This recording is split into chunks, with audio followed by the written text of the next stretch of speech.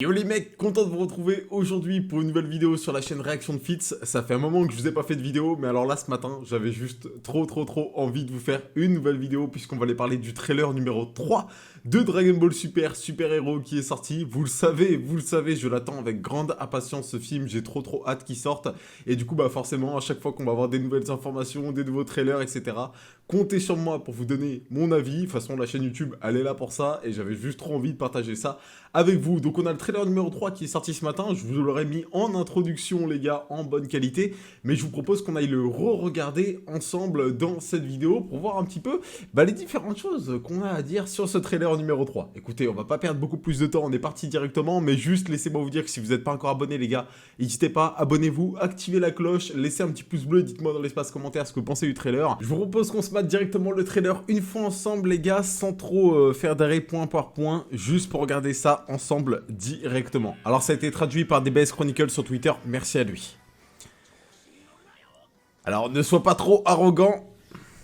C'était Vegeta qui est en train de parler. Ça on l'avait déjà vu. On va revenir sur ce qu'ils disent après, vous inquiétez pas. Donc on voit très bien que c'est lui qui est arrogant, c'est Gamatu. Donc c'est bel et bien Pan qui a été enlevé, on s'en doutait.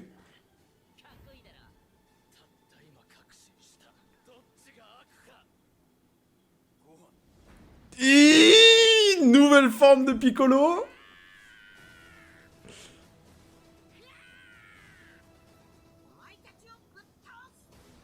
Ok. Et la fin du trailer.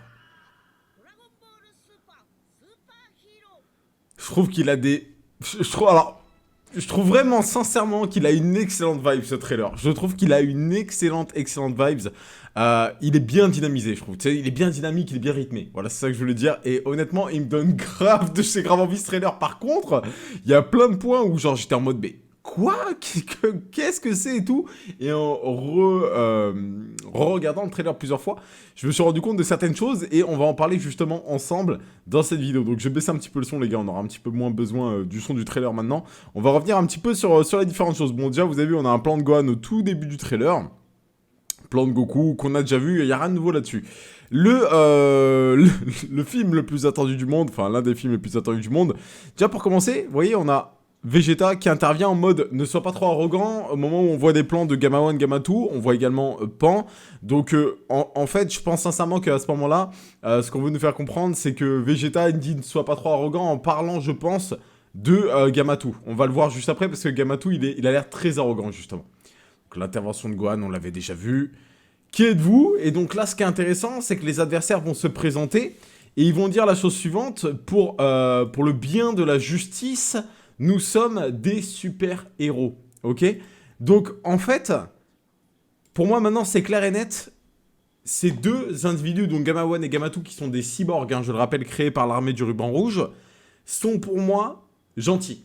Ils sont gentils, en fait. C'est juste qu'ils ne savent pas qui sont les ennemis, en fait. Quel est le bien et quel est le mal, ils ne le savent pas vraiment à ce moment-là. Et donc, juste, c'est des cyborgs qui ont été créés pour être des super-héros. Et on leur a très certainement fait croire que Pan et Piccolo et Gohan étaient les adversaires. Enfin, Pan peut-être pas, mais que voilà, Gohan, Goku étaient les adversaires. Et du coup, ils vont se servir de Pan pour pouvoir affronter Gohan et Goku, j'imagine. Et donc Piccolo également par la même occasion. Donc ça, déjà, c'est important pour moi parce qu'on va y revenir par la suite. Il y a autre chose qui me fait penser ça. Je vais vous montrer et pour moi, c'est très clair et net. Donc ça, on avait déjà vu également... L'animation, elle est vraiment propre. Là, j'ai un petit peu du mal avec ce changement de plan. Je vous mens pas, hein, je suis un gros fanboy de ce qui se fait généralement, mais là, tu vois, typiquement, je trouve pas ça ouf. Ce moment-là, bref. Il n'y a pas tout qui peut être... Donc voilà, ce qui me fait penser que, comme je vous disais tout à l'heure, le ne sois pas trop arrogant, en fait, ça nous parlait un petit peu de Gamatu. Vous voyez, Gamatu, là, il est en mode... il affronte Piccolo, en fait, et il est en mode... Ah, je pensais que t'aurais été bien plus fort que ça, tu vois. Genre, il se la pète un peu, quoi. Il flex un peu Gamatu. Donc c'est ce qui me fait penser que c'est lui qui a l'air d'être assez arrogant. Donc il affronte Piccolo et on voit qu'il a l'air de le battre, hein, d'ailleurs, dans un premier combat. Et on voit ensuite que, à mon avis, là, moi je le vois comme ça, là. Alors, assez difficile de savoir ce qui se passe par rapport au vaisseau, là, qui décolle. Même si je me demande si c'est pas justement, peut-être Gamma One et Gamma 2 qui ont kidnappé Pan. Mais en tout cas, voilà, on a Piccolo après qui va essayer de s'infiltrer dans le QG de l'armée du ruban rouge pour récupérer Pan. C'est comme ça que je le vois, donc on a un Piccolo qui est déguisé ici comme vous pouvez le voir. 94 dans le dos, je sais pas pourquoi. Moi je suis né en 1994. Je me demande s'il n'y a pas un truc par rapport à Dragon Ball en 1994, la sortie de l'anime peut-être ou quelque chose comme ça. Je sais pas, honnêtement, peut-être que je dis n'importe quoi, c'est possible aussi, donc vous me direz dans l'espace commentaire si certains savent. Mais en tout cas, une chose est sûre, c'est qu'on a Piccolo qui va avoir un rôle central comme on le voit ici, et on nous note là ici, la résurrection de la grande armée du ruban rouge est proche. C'est pas le docteur Edo qui dit ça, ça doit être l'un de ses deux valets, Magenta je crois qu'il s'appelle, je sais plus comment il s'appelle, voilà, ça doit être lui ou le grand là qui dit ça tout simplement. Donc on voit très bien que Pan est dans le QG, et en fait là Piccolo a réussi à aller chercher Pan. Bon, j'imagine que Pan à ce moment-là ne reconnaît pas Piccolo, vu qu'il est déguisé en membre du ruban rouge tout simplement. Donc le docteur Edo c'est lui. Et donc là vous voyez le docteur Edo il dit un truc du style...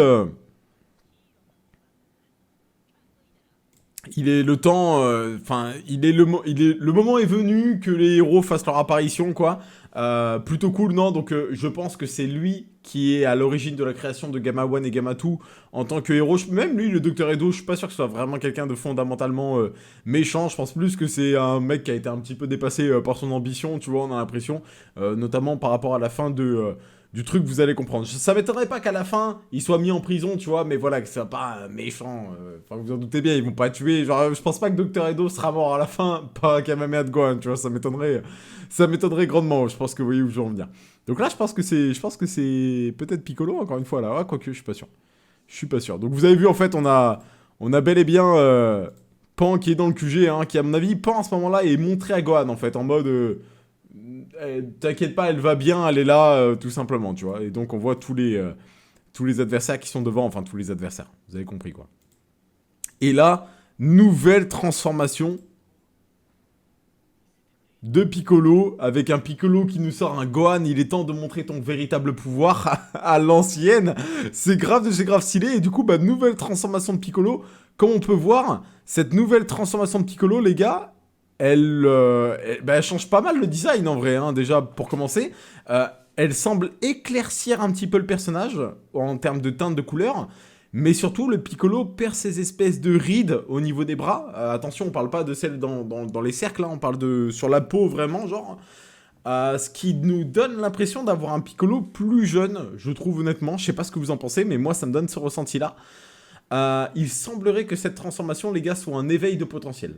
Un petit peu à la Ultimate Gohan, mais pour Piccolo. Donc, pourquoi pas? En vrai, moi, je dis pourquoi pas, honnêtement. Je trouve ça plutôt cool, la transformation est simple. J'ai vu pas mal de gens être un petit peu en mode, je suis pas fan des couleurs. Alors, faut savoir que je me demande si ces couleurs sont pas un petit peu... des couleurs qui ont été choisies, genre, pour rajeunir le personnage, justement, tu vois, pour lui donner un truc plus frais. Et en même temps, est-ce que ça serait pas plus proche des couleurs de Piccolo dans Dragon Ball le manga? Peut-être pas, faut voir en fait. J'ai l'impression d'avoir déjà vu un Piccolo plus clair comme ça sur les tomes de la Perfect Edition, et en même temps j'ai l'impression de l'avoir déjà vu également aussi beaucoup plus foncé que ça, donc bon, je sais pas trop. Honnêtement, moi le design me gêne pas, hein. J'avais peur honnêtement quand j'ai ouvert le trailer ce matin, je suis en mode oh non, ils nous ont pas sorti un Golden Piccolo, mais en regardant bien, il est pas si doré que ça, il est quand même vert, il est juste vert clair quoi. Il est juste vert clair. Donc honnêtement, non, moi personnellement, je demande à voir. J'aime bien. Après bon, faut voir, bien sûr, là on n'en voit pas assez, hein. Donc Gohan qui se transforme en Super Saiyan, probablement même en Super Saiyan 2, j'imagine. On va revenir vite fait sur ce plan-là. Super Saiyan 2. Super Saiyan, je pense. En vrai, il n'y a pas d'éclair, donc je dirais Super Saiyan, à voir. En tout cas, j'aime beaucoup Gohan dans la tenue comme ça, adulte. On voit Broly également. On voit Broly, donc bon, on savait qu'il y avait Broly dans le film, mais c'est encore plus confirmé. Comme vous pouvez voir ici, on a Broly, Beerus et Whis, à mon avis. Là, on a tout simplement Whis qui est en train genre, c'est parti entre Goku et Broly, tu vois, pour le combat Goku-Broly. Je pense, je le vois comme ça, personnellement. Et Gohan qui dit « Je vais vous battre ». Et le trailer termine sur le Docteur Edo qui semble dépassé en mode merde, c'est la merde, tu vois, devant une espèce comment appeler ça? Je sais pas, une capsule, quoi, tu vois, une espèce de capsule dans laquelle il y a écrit danger, danger, danger. Dans le trailer juste avant, il y a écrit et maintenant la naissance du mal ultime. Donc j'imagine que tout simplement, j'ai vu certains me dire ouais c'est en mode c'est absorption d'énergie. Je pense pas que ça soit ça hein, personnellement. Peut-être après, peut-être, mais je suis pas sûr. Je pense plutôt que il avait une expérience qui était en cours et ça a du mal tourner avec le labo qui prend des dégâts et tout, je pense. Et donc on a très certainement un autre cyborg qui va faire son apparition dans le film. Alors c'est vrai que tout de suite tu penses à Cell, forcément. Forcément t'es obligé de penser à Cell tout de suite en mode ça y est, ça va être le retour de Cell, etc. Honnêtement je pense pas les gars. Franchement je pense pas que ça soit Cell. Je pense plus qu'on va avoir un nouveau cyborg inédit qui va faire son apparition à la fin du film et qui sera lui pour le coup le vrai méchant, le grand méchant du film. À noter, c'est vrai que je vous en ai pas parlé mais... Vous voyez cette phrase là? Maintenant je sais qui sont les vrais méchants. Et ben pour moi ça c'est Gamma One qui dit ça. Pour moi, ça, c'est Gamma One qui dit ça, tu vois. Je pense que Gamma 2, c'est un peu des deux cyborgs, celui qui flex un peu. Gamma One, je pense qu'il est un peu plus sérieux, tu vois. Et je pense que là, c'est Gamma One qui dit, maintenant que je sais qui sont mes vrais adversaires, je sais qui je dois aller affronter, tu vois. Et en fait, il va comprendre qu'il s'en est pas pris aux bonnes personnes, dans le sens où Pan, Gohan, Piccolo, ils sont pas mauvais, tu vois. Et je pense qu'il va comprendre qui sont ses ennemis. Je pense que, du coup, on aura un combat final. Gohan, Piccolo, Pan, Gamma One, Gamma 2 contre le gros cyborg qui fera son apparition à la fin du film.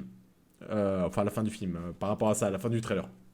Donc voilà, c'est comme ça que je le sens personnellement les gars et je pense vraiment que c'est comme ça que ça va être et ça peut être grave cool honnêtement. Donc dites-moi ce que vous en pensez dans l'espace commentaire. En tout cas pour moi c'était un petit kiff de faire cette vidéo. J'espère que ça vous aura plu et on se dit à très vite pour une nouvelle vidéo pour parler de Dragon Ball Super Super Hero 2022. Ciao.